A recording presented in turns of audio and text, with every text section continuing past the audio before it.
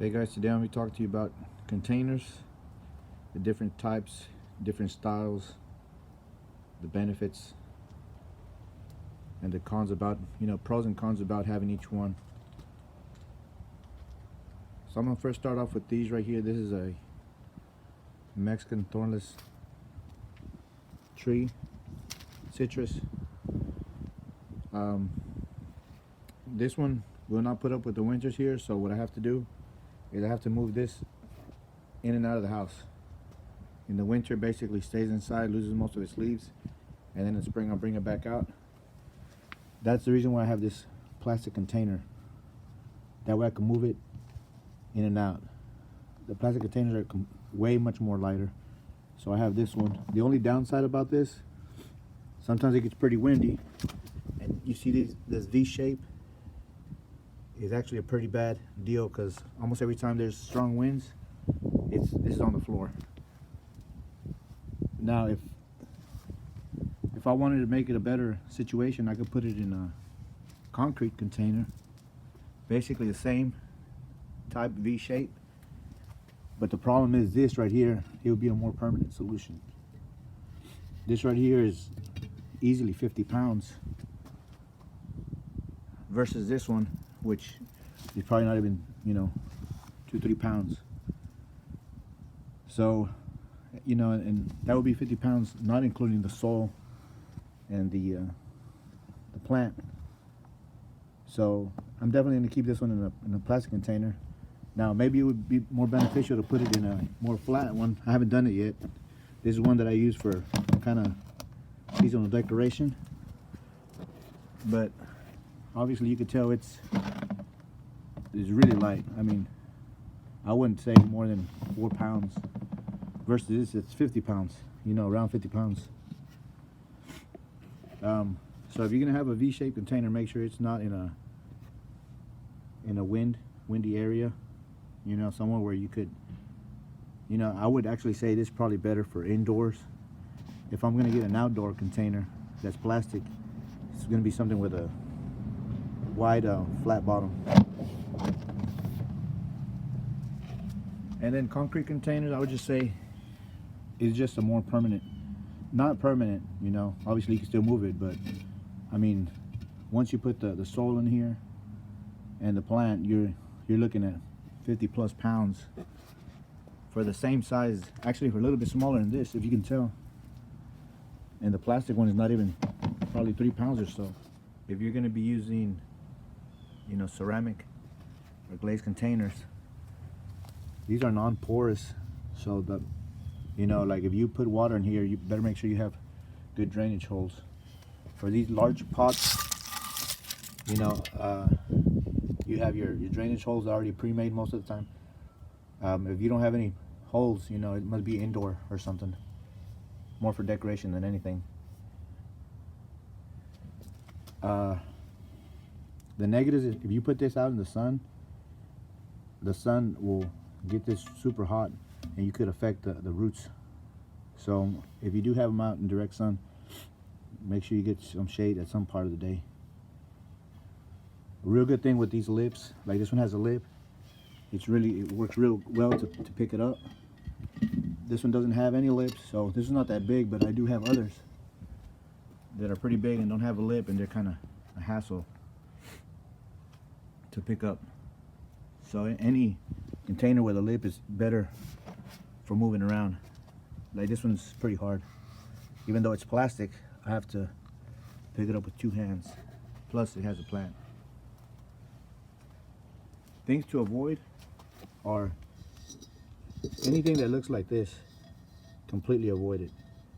It has a little indentation here, and you might not think it's a big deal, but it has a great lip, but inside it goes all the way around.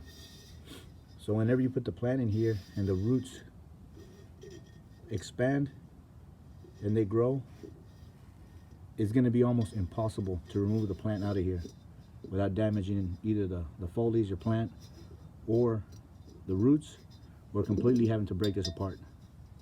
So I would definitely stay away with anything that has this shape right here. Another quick example that I could show you is, see, here's a great plant, but it's a good example. This right here obviously has, you know, I put some soil in here, but the roots are large and it has this shape right here. There's no way that I'm going to take this right here without damaging the agave, extreme damage to the roots, or completely breaking this apart. So definitely stay away from anything that has this shape right here.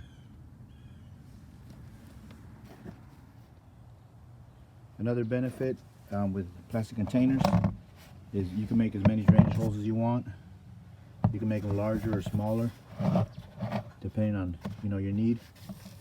In anything concrete, for example, this one only has one hole, or, you know, ceramic or glazed, you basically have to use whatever's there already. If you try it, you know, make some holes, you could break it. Another thing, if you get like, this is a plastic one, but it's double layered basically, so it has really good insulation for the roots. So even if the sun hits it really hard on the exterior, the interior still stays you know, cooler than a real thin one like this one. If the sun hits this one, it heats it up, and then it could damage the roots. But specifically in these glazed ones, if the sun hits this, this is non-porous and it gets really, really hot, then if you even stick your hand here between the soil and the container, you're gonna feel your hand is pretty hot on really hot days, and you will definitely damage the roots. These stay a little bit cooler because it is porous, so if you water it, even the water kind of leaches out through the sides here. But for these terracotta plants, you have to make sure that you consistently water it so it doesn't lose too much water. And for the sizes, in reality, if you're gonna have something outdoors, you don't want to have anything too small. This is about 12 inches, and I think this is as small as it's worth going, because anything smaller, you have to water it all the time, and you forget one day and the plants get, you know, wilted unless you have some type of cactus or something. So I definitely wouldn't go anything smaller than this. You do have to be careful.